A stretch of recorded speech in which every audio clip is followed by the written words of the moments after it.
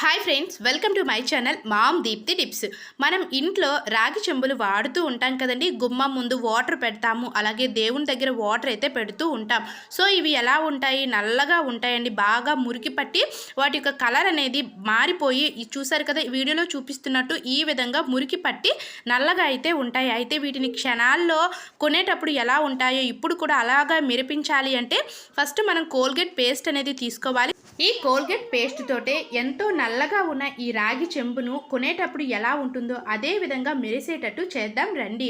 So first అలాగే ఒక scrubber అయితే తీసుకొని ఆ స్క్రబ్బర్ పైన కొంచెం కోల్గేట్ పేస్ట్ వేసి ఈ విధంగా వీడియోలో చూపిస్తున్నట్టు చెంబు పైన ఇలా అయితే రుద్దండి. సో ఇలా రుద్దడం వల్ల మీకే లైవ్ రిజల్ట్ అనేది తెలుస్తుందండి. సో ఇక్కడ నేను ఎలాంటి క్రీమ్స్ కానీ ఎలాంటివి ఏమి యూజ్ చేయట్లేదు. ఇక్కడ ఓన్లీ మన కోల్గేట్ పేస్ట్ మాత్రమే యూజ్ చేస్తున్నాం. సో పీతాంబరి కానీ లేదా చింతపండు కానీ లేదా మట్టి ఇవేవి కూడా ఇక్కడ వాడడం లేదండి. చాలా సింపుల్గానే మనం సెకండ్లలో ఇంట్లోనే చాలా ఈజీగా ఇలా మనం చూసారు కదా, వీడియోలో చూపిస్తున్నట్టు ఇటువైపు ఎలా ఉంది, క్లీన్ చేసిన వైపు చూసారు కదా, మనం కొనేటప్పుడు చెంబు రాగి చెంబు ఎలా ఉంటుందో అదే మాదిరిగా ఉంది. సో ఈ విధంగా మొత్తాన్ని కూడా పైన క్రింద అడుగు భాగాన్ని కూడా ఈ విధంగానే క్లీన్ చేసుకోవాలి.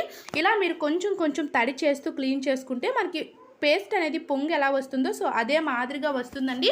సో చూసారు కదా, చాలా నీట్గా అయితే ఉంటుంది, మనకి సెకండ్లలో పని అవుతుంది. దీని గురించి మనం ఏమి కూడా యూజ్ చేయవలసిన అవసరం అయితే లేదు.